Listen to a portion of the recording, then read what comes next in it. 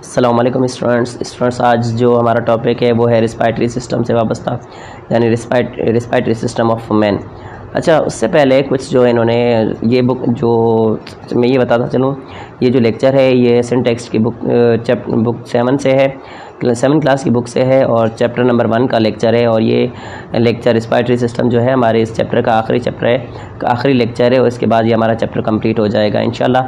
अगर आपने पिछले लेक्चर नहीं देखे तो आप इससे पहले पिछले लेक्चर देखें ताकि आपकी जो सीरीज़ है वो कंटिन्यू चले, ताकि आपको पूरा का पूरा चैप्टर समझने में आसानी हो जाए। अच्छा, respiratory system, basically respiratory system क्या है, रिस्पायरेटरी ऑर्गन कौन कौन से होते हैं।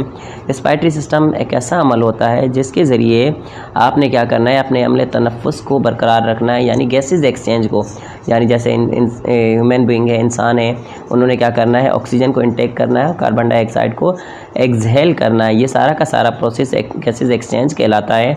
और हम इसको क्या किन किन चीज़ों से किन किन चीज़ों में काउंट करते हैं, ये हमारे पास रिस्पायरेटरी सिस्टम काउंट होता है, जिसमें ब्रीथिंग और रिस्पायरेशन दो अलग अलग प्रोसेस होते हैं जो रिस्पायरेटरी सिस्टम को कंटिन्यू करते हैं। रिस्पायरेटरी सिस्टम जिस तरीके से ऑर्गन सिस्टम होता है, रिस्पायरेटरी सिस्टम में क्या होते हैं, जो है नोस्ट्रल्स होते हैं, नोज़ होता है, फेरिंग्स होता है जो है, और उसके अलावा जो है लैरिंग्स है, ट्रेकिया है, लंग्स है, एलोविलाइज हैं, ये सारे के सारे रिस्पायरेटरी ऑर्गन होते हैं और ये मिलकर रिस्पायरेटरी सिस्टम बनाते हैं।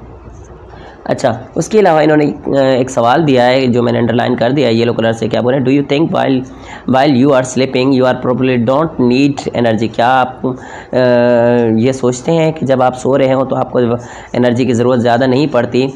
तो ये बिल्कुल गलत है, हमें बिल्कुल एनर्जी की ज़रूरत पड़ती है, क्योंकि हमारा ये कॉन्सेप्ट होता है कि हम एक्सरसाइज करते हैं, हम दौड़ रहे हैं, घूम रहे हैं, बोल रहे हैं, तो तब हमें एनर्जी की ज़रूरत पड़ती है। बिल्कुल भी ऐसा नहीं है, आप जब सो रहे हो तब भी आपको एनर्जी की ज़रूरत पड़ती है, क्योंकि आपको सांस लेना है, आपकी हार्ट बीट ने चलना है, आपकी बॉडी में जो फूड मौजूद है उसको डाइजेस्ट होना है। उसके अलावा आपकी बॉडी के अंदर जितने भी प्रोसेस हैं सबको कंटिन्यू करने के लिए आपको एटीपी की, यानी जो है एडिनोसाइन ट्राइफॉस्फेट एनर्जी की ज़रूरत पड़ती है, जो कि आपको फूड से मिलती है और रिस्पायरेशन से ही मिलती है। इसलिए आपका रिस्पायरेशन होना बहुत ज़्यादा ज़रूरी है। अच्छा, रिस्पायरेटरी ऑर्गन हम ऑलरेडी 6 क्लास में पढ़ चुके हैं, लेकिन फिर भी मैं बता देता हूँ। रिस्पायरेटरी ऑर्गन एक ऐसे ऑर्गन होते हैं जिसके ज़रिए हम क्या करते हैं, ऑक्सीजन को इंटेक करते हैं ह्यूमन बॉडी में और कार्बन डाइऑक्साइड को एक्सहेल करते हैं। अच्छा, इससे पहले इन्होंने सब मैंने हाईलाइट कर दिया व्हाट इज़ रिस्पायरेशन। अच्छा, बेसिकली रिस्पायरेशन एक ऐसा अमल है जो इसको सेलुलर रिस्पायरेशन भी कहा जाता है, क्योंकि ये सेल के अंदर एक सेल का एक ऑर्गेनेली होता है जिसे माइटोकॉन्ड्रिया कहते हैं। उस माइटोकॉन्ड्रिया के अंदर रिस्पायरेशन होती है। अच्छा, ये कॉन्सेप्ट होता है बच्चों का कि जो रिस्पायरेशन है वो सांस लेने का अमल है। सांस लेने का अमल नहीं है, बेसिकली ये क्या है, ब्रेक डाउन ऑफ फूड है इन द सेल के अंदर ब्रेक डाउन होती है फूड की सेल के अंदर, लेकिन प्रेजेंस ऑफ ऑक्सीजन होती है, ऑक्सीजन की मौजूदगी में। इस पूरे अमल को हम क्या कहते हैं, रिस्पायरेशन कहते हैं। अच्छा, ये हाईलाइट मैंने ऑलरेडी कर दिया। Respiration is a biological process during which simple carbohydrate like glucose are break down to release energy. अच्छा, ये क्या होता है, किस तरीके से जब हम फूड वगैरह खाते हैं सारी चीज़ें डाइजेस्ट होकर ग्लूकोज, अब कंप्लीट ग्लूकोज तो नहीं जाता कभी भी सेल मेम्ब्रेन से अंदर। ग्लूकोज जो है जैसे ग्लूकोज का फार्मूला है C6H12O6, तो क्या होता है, ग्लूकोज का आधा होकर पायरुविक एसिड यानी C3H6O3 जाकर होता है, वो जाकर सेल के अंदर चला जाता है, वहाँ साइटोप्लाज्म से होता हुआ माइटोकॉन्ड्रिया तक पहुंचता है। माइटोकॉन्ड्रिया के पास एनर्जी ऑक्सीजन भी पहुंचता है और ऑलरेडी माइटोकॉन्ड्रिया के पास एंजाइम है। तो क्या करता है, माइटोकॉन्ड्रिया के अंदर जो मैट्रिक्स और उसके और पार्ट होते हैं वहाँ पर ये जाकर रिस्पायरेशन का प्रोसेस कंडक्ट होता है। इस रिस्पायरेशन के प्रोसेस में क्या होता है, फूड और ऑक्सीजन मिलकर एंजाइम की मौजूदगी में एक एनर्जी बनाते हैं और साथ साथ में कार्बन डाइऑक्साइड और वाटर के कुछ मॉलिक्यूल्स रिलीज़ करवाते हैं। तो इस प्रोसेस में जिसमें फूड टूटे और उसमें से एनर्जी रिलीज़ हो, तो इस प्रोसेस को हम क्या कहते हैं, रिस्पायरेशन कहते हैं। क्या बोल रहे हैं, कुछ इन्होंने एक्सप्लेनेशन दिए जो मैंने अंडरलाइन कर दिए। क्या बोल रहे हैं, every living organism need oxygen and food for respiration. तमाम जो लिविंग ऑर्गेनिज्म होते हैं उनको ऑक्सीजन चाहिए फूड को रिस्पायर करने के लिए, यानी फूड को ब्रेकअप करने के लिए, ताकि उनको ग्लूकोज में कन्वर्ट कर दिया जाए। अच्छा, उसके अलावा क्या बोले, we obtain oxygen from our respiratory system, हमें जो ऑक्सीजन मिलती है वो अपने रिस्पायरेटरी सिस्टम से मिलती है। मिसाल के तौर पर हम नोस्ट्रल्स के ज़रिए ऑक्सीजन एंट्री करती है और नोज से होती हुई हमारे जो है ये कहें कि फेरिंक्स से और फिर लैरिंक्स पे ट्रेकिया, ब्रोंकाई, ब्रोंकाइल्स और एलोवेलाई तक पहुंचकर ये अपना सफ़र तय करती है। और इस तरीके से फिर एलोवेलाई से होकर ये ब्लड में शामिल हो जाती है और ब्लड से होकर मूव होकर हर एक ऑर्गन से होती हुई हर सेल तक, हर टिश्यू तक, हर सेल तक पहुंचती है और सेल में जाकर माइटोकॉन्ड्रिया तक पहुंच जाती है। क्या बोले, in our circulatory system transport oxygen food to the cell, हमारी बॉडी में जो सर्कुलेटरी सिस्टम होता है उसका काम ये होता है कि फूड ऑक्सीजन और फूड को सप्लाई कर हर एक ऑर्गन तक। तो क्या where glucose combine with oxygen release energy, क्या बोले, जहाँ जो है ग्लूकोज ऑक्सीजन के साथ मिलता है और एनर्जी रिलीज़ करता है। मैंने ऑलरेडी बता दिया कि हमारी बॉडी से जो रिस्पायरेशन की सूरत में ऑक्सीजन आती है और डाइजेशन की सूरत में फूड आती है, वो सारे ब्लड से होते हुए हर एक ऑर्गन तक, टिश्यू तक और टिश्यू से होते हुए सेल तक पहुंचते हैं। वहां जाकर माइटोकॉन्ड्रिया के पास ये एनर्जी बनाते हैं और माइटोकॉन्ड्रिया में होने वाले अमल को हम कहते हैं कि रिस्पायरेशन हो गया। इन्होंने एरो से शो किया, मैंने हाईलाइट भी कर दिया, ग्लूकोज प्लस ऑक्सीजन। अच्छा, ग्लूकोज प्लस ऑक्सीजन जो एरो है यहाँ, इसका मतलब ये है in the presence of enzyme, ये एंजाइम की मौजूदगी में, ख़ास एंजाइम होते हैं जो डाइजेस्टिव एंजाइम कहलाते हैं, जो इसके अंदर माइटोकॉन्ड्रिया के अंदर होते हैं। तो उनकी मौजूदगी में ये चीज़ें क्या होती हैं, रिस्पायर होती हैं और रिजल्ट में carbon dioxide, water and energy बनती है। हम बच्चे अक्सर सवाल करते हैं कि कार्बन डाइऑक्साइड सर हमारी बॉडी में कहाँ से आती है जबकि हम ऑक्सीजन इस्तेमाल कर रहे हैं। तो आप देख लें, इस आपको जो है केमिकल इक्वेशन में आपको कार्बन डाइऑक्साइड बनती हुई नज़र आ रही है। अच्छा, प्रोसेस क्या है, कौन कौन से सिस्टम है, कौन कौन से रिस्पायरेटरी सिस्टम है, ऑर्गन है जो काम करते हैं। नोस्ट्रल्स है, फिर नोज़ के अंदर नोस्ट्रल्स पाए जाते हैं, फिर फेरिंग्स, फिर लैरिंग्स को हम वॉइस बॉक्स भी कहते हैं, फिर ट्रेकिया, फिर ब्रोंकाई, फिर ब्रोंक्यूल्स और फिर एलोवेलाई। फिर इस तरीके से एलोवेलाई से होता है डिफ्यूज़न के ज़रिए जो ऑक्सीजन होती है वो कहाँ शामिल हो जाती है, ब्लड में शामिल हो जाती है। इन्होंने आपको जो है डायग्राम दी हुई है, आप इस डायग्राम को भी थोड़ा सा ऑब्ज़र्व कर दीजिएगा। ये आपके पास ऑलरेडी में अगर बुक नहीं है तो आप पीडीएफ में जाकर सिंटेक्स की बुक डाउनलोड कर लें, ताकि आपको ये बुक जो अगर मेरे लेक्चर के अलावा भी आपने उसकी प्रूफ रीडिंग करनी है, उसको पढ़ना है सही तरीके से, तो आप पढ़ सकते हैं। उसके अलावा ये आपके लेक्चर बहुत काम आएंगे अगर आप जो है पीएचडी या जीएसटी के लिए तैयारी कर रहे हैं, या उसके अलावा 7 क्लास के अगर स्टूडेंट हैं तो आप इस चैप्टर को कंटिन्यू समझें तो इंशाल्लाह आपके लिए 9th में जो या 8 क्लासेस में जो लेक्चर्स होंगे वो बहुत ज़्यादा आसानी देंगे, आपको हेल्प करेंगे इस चीज़ों में। अच्छा, रिस्पायरेशन में 2 प्रोसेस इन्वॉल्व होते हैं। हम ऑलरेडी मैं ऊपर डिस्कस कर चुका था कि रिस्पायरेशन में 2 चीज़ें इन्वॉल्व होती हैं, एक ब्रीथिंग यानी वेंटिलेशन और गैसेज एक्सचेंज यानी रिस्पायरेशन जिसको हम कहते हैं। अच्छा, ब्रीथिंग क्या है, बेसिकली क्या बोल रहे हैं, can you stay alive without food और वाटर फॉर अबाउट 1 डे, क्या आप जो है पानी और ग़िज़ा के बगैर एक दिन रह सकते हो? जी हाँ, बिल्कुल रह सकते हैं। लेकिन can you alive stay without breathing even for a short period of time, क्या आप जो है कुछ वक्त सांस लिए बगैर ज़िंदा रह सकते हैं? नहीं, बिल्कुल नहीं, क्योंकि आपकी बॉडी को मुकम्मल तौर पर एनर्जी की ज़रूरत है। आपकी बॉडी को ज़िंदा रहने के लिए नीड है किसकी, एनर्जी की। और एनर्जी कहाँ से बनती है, energy with the help of oxygen बनती है। आपको ऑक्सीजन की मदद से ही आपके फूड को टूटना होता है, उसमें से एनर्जी ने रिलीज़ होना होता है। तो आपकी बॉडी को अगर 1 मिनट में भी, 1 सेकंड भी आपकी बॉडी को एनर्जी नहीं मिलती तो आपकी बॉडी क्या करती है, आपकी बॉडी के सेल डाई करना शुरू हो जाते हैं। अच्छा, ब्रीथिंग जो प्रोसेस होता है वो कुछ फंक्शन से पॉसिबल होता है। मिसाल के तौर पर नंबर 1 रिब केज, यानी कि आपकी पसलियाँ, कलेक्शन ऑफ बोन्स जिसमें उसमें बोन्स पाई जाती हैं, एंड प्रोटेक्ट डेलिकेट लंग्स जो क्या करती हैं, आपके लंग्स को प्रोटेक्ट करती हैं। उसके अलावा diaphragm and muscular sheet, diaphragm और जो है जो उसके नीचे मस्कुलर शीट है, डायफ्रागम जिसको कहा जाता है वो आपके। उसके अलावा थोरिक कैविटी जिसे हम चेस्ट कहते हैं। उसके अलावा प्रोटेक्ट रिस्पायरेटरी सिस्टम जो कि आपकी जो चेस्ट कैविटी है या चेस्ट का जो पूरा सिस्टम है वो आपकी रिस्पायरेटरी ट्रैक्ट को क्या करता है, बचा के रखता है। अच्छा, बेसिकली ब्रीथिंग क्या है, ब्रीथिंग क्या होता है, जैसे मिसाल के तौर पर आपने अपने नोज़ से सांस लिया, जैसे ये मैंने डायग्राम में दिखा देता हूँ आपको। नोस्ट्रल्स से होती हुई ऑक्सीजन फेरिंग्स से लैरिंग्स से ट्रेकिया, ब्रोंकाई और ब्रोंक्यूल्स और एलोवेलाई से लेकर यहाँ तक में ऑक्सीजन का ब्लड में डिफ्यूज़ हो जाना, ये सारा का सारा प्रोसेस क्या कहलाता है, ब्रीथिंग कहलाता है। अक्सर बच्चे कंफ्यूज हो जाते हैं रिस्पायरेशन और ब्रीथिंग में। रिस्पायरेशन क्या होता है, बेसिकली ऑक्सीजन के अंदर जो सेल के अंदर जो फूड का ब्रेकअप होना और एनर्जी का रिलीज़ होना क्या कहलाता है, रिस्पायरेशन कहलाता है। जबकि ब्रीथिंग क्या कहलाता है, सांस लेने का अमल कहलाता है। ठीक है, उसके अलावा क्या बोल रहे हैं, breathing is a physical process in which oxygen is taken inside body and carbon dioxide is given out from the body. यही मैंने बताया कि ब्रीथिंग क्या है, फिजिकली प्रोसेस है जिसमें हमारी बॉडी कम्प्लीटली जो है ये कहें कि वर्क करती है। जैसे मिसाल के तौर पर फिज़िकली वो चीज़ें हमें जो है दिख रही होती हैं, महसूस हो रही होती हैं। आप सांस लेते हो तो आपकी पसलियाँ ऊपर नीचे हो रही होती हैं। इसके अलावा जो है जब आप जो है ये कहें कि कोई लंबा सांस लेते हो तो आपके पेट फूल जाते हैं, आपके लंग्स के अंदर ऑक्सीजन ज़्यादा आती है तो आपकी बॉडी का जो कैपेसिटी एरिया होता है वो भर जाता है। भरने की सूरत में आपका पेट बड़ा नज़र आना शुरू हो जाता है। उसके अलावा क्या बोलें, कार्बन डाइऑक्साइड दोबारा इसी तरीके से रिलीज़ होती है। Breathing requires 2 process. ब्रीथिंग को 2 प्रोसेस चाहिए, किसके लिए, एक होता है इनहेलेशन, दूसरा होता है एक्सहेलेशन। अब एक्सहेलेशन, इनहेलेशन में क्या होता है, इनहेलेशन यानी इनहेल करना, इन यानी अंदर, हेल यानी किसी प्रोसेस को यानी सांस लेने का अमल, यानी अंदर की तरफ सांस लेना। अच्छा, इनहेलेशन के बाद हमारे पास क्या है, एक्सहेलेशन। क्या बोल रहे हैं, giving out of carbon dioxide is called exhalation. यानी जब आप अपनी बॉडी से कार्बन डाइऑक्साइड को बाहर निकालते हो तो वो क्या कहलाती है, एक्सहेलेशन कहलाती है। आप इस डायग्राम को गौर से देखें कि जो आपके पास दिखाई गई है, ऊपर लिखा हुआ है एयर डाउन इन, यानी आप जब सांस लेते हो तो डायफ्रागम जो मूव डाउन, ये यानी जो आपके पास जो लंग्स के नीचे ख़ास किस्म का की मस्कुलर शीट होती है जिसे डायफ्रागम कहा जाता है, वो क्या कर देती है, नीचे की तरफ हो जाती है ताकि आपके लंग्स को कैपेसिटी ज़्यादा मिल जाए ऑक्सीजन भरने के लिए। जैसे मिसाल के तौर पर इन्होंने पहले जो आपको डायग्राम नज़र आ रही है उसमें लिखा हुआ, क्या बोले, नीचे आप इसमें हाईलाइट भी कर दिया, क्या बोले, व्हेन द ब्रीथ इन, जब आप सांस लेते हो, diaphragm flat cause the rib cage to move out thus the enlarge chest cavity. जिस तरीके से वो नीचे की तरफ आ जाता है तो आपके लंग्स को ऊपर की तरफ बहुत ज़्यादा स्पेस मिल जाता है जिसमें आप जो है आराम से ज़्यादा ऑक्सीजन भर सकते हो। इसी तरीके से जब आपने जो है कार्बन डाइऑक्साइड को बाहर निकालना है तो देखो एरो ऊपर की तरफ शो किया हुआ है और नीचे से भी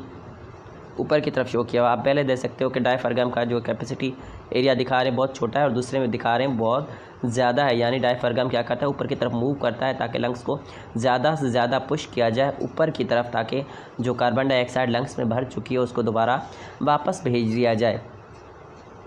अच्छा, कुछ बच्चों का ये कॉन्सेप्ट होता है कि जो एनवायरनमेंट में मौजूद 21% ऑक्सीजन है, सिर्फ हम ऑक्सीजन को ही अंदर आने देते हैं। हाँ, जो आरबीसीज में जो ऑक्सीजन ही अंदर डिज़ोल्व होती है, बाकी चीज़ें नहीं होती, कोई भी गैसेस नहीं होती। जैसे मिसाल के तौर पर हमारे पास नाइट्रोजन की क्वांटिटी सबसे ज़्यादा होती है, कार्बन डाइऑक्साइड की सबसे कम होती है और ऑक्सीजन की 21% होती है, या सम टाइम कई सी जगह पर 20+ भी लिखा हुआ है। तो कुछ ये चीज़ें, लेकिन आप याद रखना जो ऑक्सीजन है वो 21% तो आपके लंग्स में आती है, लेकिन आपके लंग्स से दोबारा ही कितने 16% वापस चली जाती है। यानी सिर्फ आप 5% आपके लंग्स इस्तेमाल करते हैं और बाकी जितनी भी गैसेज होती हैं वो सारी की सारी दोबारा वैसे की वैसी ही मूव कर जाती हैं। अच्छा, गैसेज एक्सचेंज अगला टॉपिक है। What is gases exchange? Gases exchange क्या होते हैं? बेसिकली क्या बोल रहे हैं कि जो when the action of diaphragm rib cage and thoracic cavity oxygen from atmosphere come inside एलोविलाई।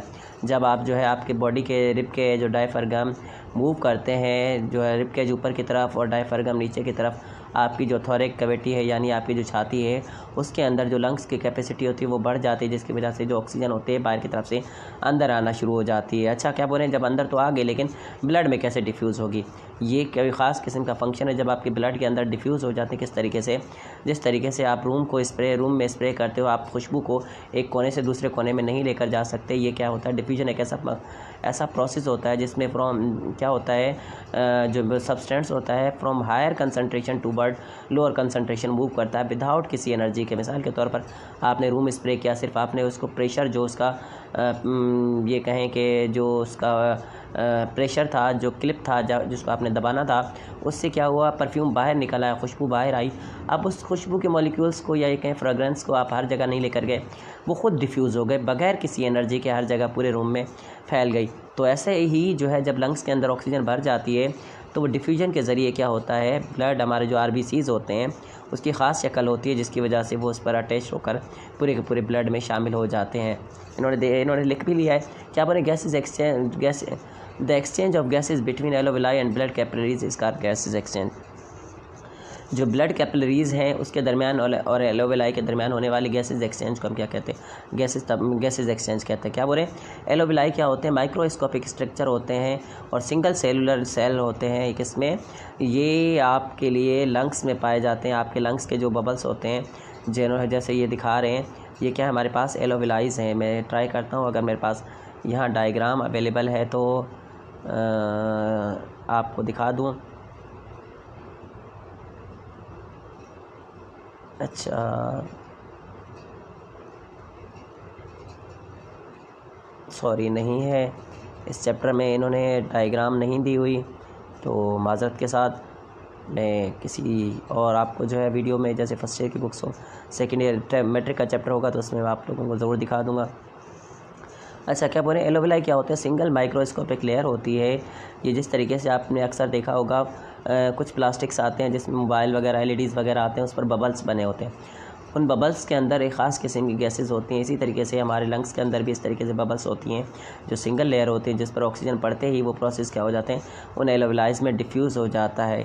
ठीक है, जब जैसे ही एलोविलाइज से डिफ्यूज़ हो जाता है, ब्लड कैपिलरीज़ में शामिल हो जाता है प्रोसेस। अब देखो, ब्लड कैपिलरीज़ में क्या है, हमारे पास ऑक्सीजन का जो ऑक्सीजन, जैसे मिसाल के तौर पर मैंने कहा higher concentration toward lower concentration, lungs में ऑक्सीजन भर गई है ज़्यादा क्वांटिटी में ऑक्सीजन, जबकि ब्लड में क्या है, कम है, तो क्या होगा, लंग्स से ऑटोमेटिक कहाँ शामिल हो जाएगी, ब्लड में शामिल हो जाएगी। इसी तरीके से जब कार्बन डाइऑक्साइड हमारे लंग्स में कम है, हमारे ब्लड में ज़्यादा है, तो हमारे ब्लड से कहाँ जाएगी, ब्लड से शामिल हो जाएगी दोबारा लंग्स में। ये सारा का सारा प्रोसेस चलता है डिफ्यूजन के ज़रिए।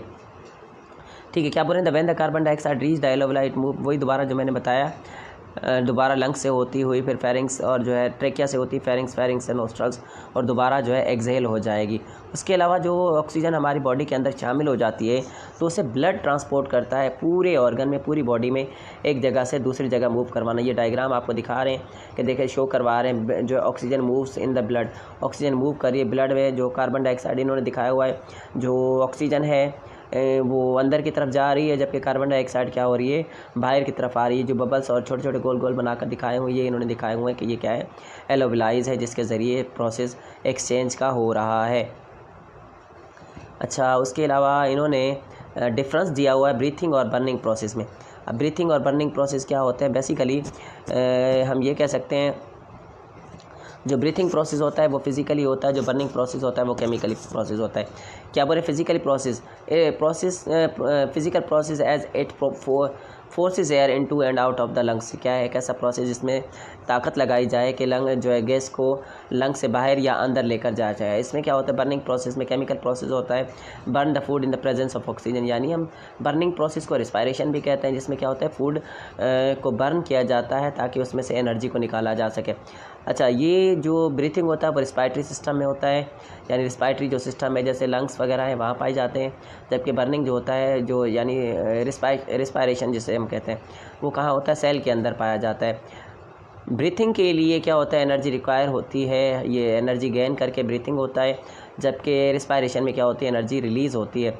ब्रीथिंग में कोई भी एंजाइम इन्वॉल्व नहीं होता, जबकि रिस्पायरेशन में बहुत से एंजाइम इन्वॉल्व होते हैं। जैसे मैंने बताया था, माइटोकॉन्ड्रिया के पास जो होते हैं ख़ास एंजाइम होते हैं जो क्या करते हैं, इस प्रोसेस को सरअंजाम देने में मदद देते हैं। तो नेक्स्ट हमारा टॉपिक है, जो इस चैप्टर का लास्ट टॉपिक है, जो रिस्पायरेटरी डिसऑर्डर है।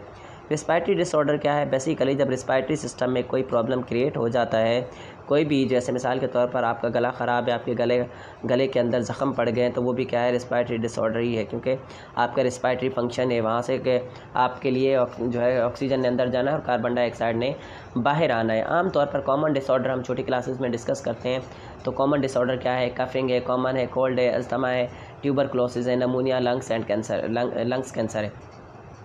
अच्छा, इसमें हमारे पास, जैसे हमने ऊपर डाइजेस्टिव डिसऑर्डर में हमने दो जो फंक्शन थे, दो जो डिसऑर्डर थे जो कॉमन, वो डिस्कस किए, डायरिया और कॉन्स्टिपेशन, और इसमें भी हम क्या करेंगे, कॉमन कोल्ड और ट्यूबरक्लोसिस यानी टीबी जो है ये दोनों डिस्कस करेंगे, या अस्थमा जो है ये तीसरा जो है डिस्कस करेंगे। अच्छा, कोल्ड क्या होता है? बेसिकली जो हमारी बॉडी के अंदर जो कोल्ड है वो क्या है, अपर जो डिसऑर्डर होता है वो रिस्पायरेटरी ट्रैक्ट के अपर पार्ट का होता है, यानी नोज़ में या थॉरेट में होता है, यानी या तो नाक में कोई वायरस वगैरह अफेक्ट कर लेता है, या क्या होता है गले के अंदर हो जाता है। ये दोनों इसके आने के बाद क्या होता है, मेन कॉजेज़ क्या होते हैं इन्वायरमेंट के अंदर जब कोई पोल्यूशन हो जाते हैं, गंदगी होती है। आपने अक्सर देखा होता है कि जहाँ पर मौसम डस्टिंग वाला चलता है तो ऑटोमेटिक सबको बुखार होना, ज़ुकाम होना और गले में दर्द होना शुरू हो जाता है। अच्छा, क्या क्या इसके लिए सिम्टम्स क्या हो जाते हैं कि थ्रोट, कफिंग, और जो है ये उसके अलावा माइल्ड है हेडेक, जो है स्नीजिंग, वाटरी आइज़ एंड जो है लो ग्रेड फीवर, यानी छोटा हल्का बुखार भी हो सकता है, लाल आँखें हो जाती है, आँखों से पानी बहना शुरू हो जाता है, नाक से पानी बहना शुरू हो। अच्छा, वैसे कोल्ड के कोई ट्रीटमेंट वैसी ऐसी सचेज़ नहीं है, इसके सिम्टम्स के लिहाज से इसको ट्रीटमेंट की जाती है। अगर आपके जो है गले में दर्द है तो आपको उसकी मेडिसिन दी जाती है, जो जनरल जो मेडिसिन होती है, जो बगैर किसी एंटीबायोटिक के होती है। उसके अलावा अगर जो है थ्रोट ये कहें कि कफिंग है तो कफ का सिरप दिया जाता है, और उसके अलावा अगर आपको ये कहें कि फ़ीवर है तो आपको फ़ीवर का दिया जाता है। उसके अलावा जो है कुछ gargling with salt and water में हेल्प दोज सोर थ्रोट। आपके गले में दर्द है तो आपको ये कहें कि नमक के साथ पानी गर्म करके आप ये पीने जो है ये कहें कि गले के अंदर लगाते हैं, या गले के अंदर उसको गला साफ़ करने की कोशिश करते हैं, या उससे गुल्ली करते हैं। तो ये सारी की सारी चीज़ें आपको हेल्प करती हैं। उसके अलावा क्या है आपके पास ट्यूबरक्लोसिस। ये क्या होता है,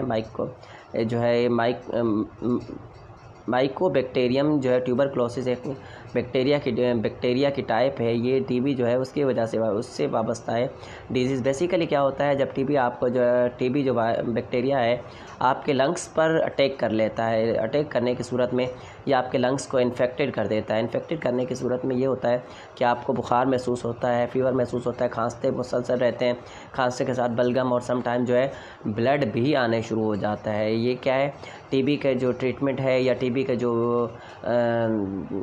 डायग्नोस करने का प्रोसेस है, ये एक्सरे के थ्रू किया जाता है या बलगम के थ्रू किया जाता है, या ये भी कहें कि ज़्यादातर आजकल तो ट्रीटमेंट ऐसी है इसके कि आजकल तो इसको डायग्नोस करने का जो प्रोसेस है, जो टेस्ट करने का प्रोसेस है वो एक्सरे की सूरत में, नहीं तो बलगम टेस्ट के ज़रिए भी ये सारी चीज़ें की जाती हैं। अच्छा, मैं इसकी वर्डिंग भी बता देता हूँ क्या क्या चीज़ें हैं इसमें।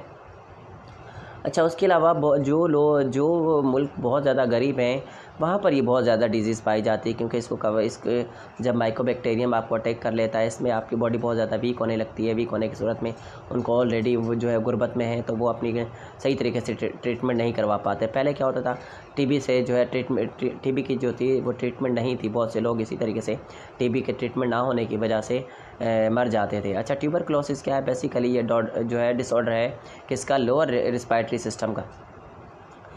क्या बोल रहे हैं, ये क्या करता है, आकर जो है बैक्टीरियल डिजीज़ है, कॉस्ट करता है माइकोबैक्टीरियम ट्यूबरक्लोसिस, लंग्स को डैमेज करता है। रिजल्ट में क्या होता है, कफिंग होती है, फीवर होती है। It is transmitted from person to person. लाजमी सी बात है, वायरल हो या बैक्टीरियल हो, वो पर्सन टू पर्सन जो है ट्रांसफ़र हो जाती है डिजीज़। किसके ज़रिए, जो भी आपने बर्तन इस्तेमाल किया, एक बंदे ने इस्तेमाल किया, दूसरे ने किया, उसके ज़रिए भी, और खांसने की वजह से भी। जैसे आजकल जो है कोरोना की वजह से बहुत ज़्यादा अवेयरनेस दी गई थी लोगों को कि भाई एक दूसरे से करीब ना आओ, दूसरे एक जो है ये कहें कि एक दूसरे से हाथ ना मिलाओ। ये सारी की सारी चीज़ें, एक दूसरे के करीब तरीन ना खांसो। और इसके अलावा क्या होता है कि इनमें जो क्या क्या प्रॉब्लम्स होते हैं, ब्लड की कमी होना शुरू हो जाती है, चेस्ट पेन होता है, वीकनेस होती है, वेट लूज होता है, ये सारी की सारी। और रात के वक्त आपको पसीना आना शुरू हो जाता है। अब ये ट्रीटमेंट कैसे पॉसिबल है, मेरे ख्याल पहले तो इसकी जो है बहुत ज़्यादा साल का या 18 महीने का मेरे ख्याल से ट्रीटमेंट कोर्स था, लेकिन अब तो बहुत ज़्यादा आसान हो गया। 3 मंथ में ये चीज़ें रिकवर की जाती हैं। 3 मंथ में आपको जो है नहर में कुछ मेडिसिन दी जाती है जो आपने इस्तेमाल करनी होती है और कवर करना होता है। आखिरी हमारा इस चैप्टर का टॉपिक है अस्थमा। अस्थमा क्या है, basically serious chronic disease of respiratory Airways है। ये रिस्पायरेटरी ट्रैक्ट का जो है क्रॉनिक डिजीज़, क्रॉनिक से मतलब होता है पेचीदा, ऐसा मसला जिसकी समझ नहीं आए कि हल कैसे होगा आखिरी। क्या बोल रहे हैं, ये ब्रोंकाइल ट्यूबल्स में भी हो सकता है इन्फ्लेमेंट, या आपकी सांस की नाली में से कहीं पर भी सूजन हो सकती है जिसकी वजह से आपको सांस लेने में दिक्कत होती है। ये इनहेरिटेड भी होता है, यानी ये पेरेंट्स से बच्चों में ट्रांसफ़र भी होता है। अक्सर आपने देखा होगा माएँ हैं वो अगर जो है स्टमक की दमे की पेशेंट है तो बच्चों को भी हो जाता है। और इसके अलावा एलर्जेटिक, कुछ लोग जो एलर्जेटिक होते हैं उनको एलर्जी बहुत ज़्यादा हो जाती है, किसी छोटी सी चीज़ों से भी उनको हो जाता है। उसके अलावा जो है अक्सर जो पेशेंट होते हैं उनको क्या प्रॉब्लम होती है, इसमें बहुत ज़्यादा शॉर्टनेस ऑफ ब्रीथ होती है, यानी सांस लेने में दुश्वारी होती है। सिम्टम्स क्या क्या होते हैं, आपको जो है टफनेस अपनी चेस्ट पर जो है बहुत ज़्यादा, छाती पर वज़न महसूस होता है, सख्त महसूस होता है, सांस लेने में दुश्वारी होती है। और इसके अलावा सांस लेने में, सांस लेते हैं तो ऐसा महसूस होता है जैसे सीटियाँ बज रही हों। और इसके अलावा क्या है, जो इसकी जो ट्रीटमेंट है वो आसान नहीं है, कंट्रोल करना इसको मुश्किल है, क्योंकि ये मेडिकेशन के ज़रिए आर्जी कंट्रोल होता है, परमानेंट इसका कोई भी हल नहीं है। इसको इन्हेलर के ज़रिए आप इस्तेमाल कर सकते हो, क्योंकि ज़्यादातर इसका पता नहीं होता कि किस वजह से और कब ये सारी चीज़ें हो जाए, किस चीज़ से आपको एलर्जी हो जाए या कैसी चीज़ों से हो जाए। अक्सर ये क्या होता है, वो जो केमिकल कंपनीज़ में काम करने वाले लोग होते हैं उनको ये सारी चीज़ें फेस करनी पड़ती हैं, या जो वो ऐसे एरिए जो बहुत ज़्यादा डस्टिंग से वाबस्ता हैं, जहाँ डस्ट बहुत ज़्यादा है, या ऐसे वो लोग जो स्वीपर का काम करते हैं, मिट्टी में काम करते हैं, झाड़ू लगाने का काम करते हैं, तो उनको अक्सर ये सारी चीज़ें फेस करनी पड़ती हैं। तो इसके साथ ही हमारा चैप्टर कंप्लीट हुआ। इंशाल्लाह हम चैप्टर नंबर 2 स्टार्ट करेंगे। तो अगर आप इस चैनल पर नए हैं तो इस चैनल को सब्सक्राइब कीजिए ताकि आप ये कम्प्लीटली आपको वीडियोज़ मिलती रहें।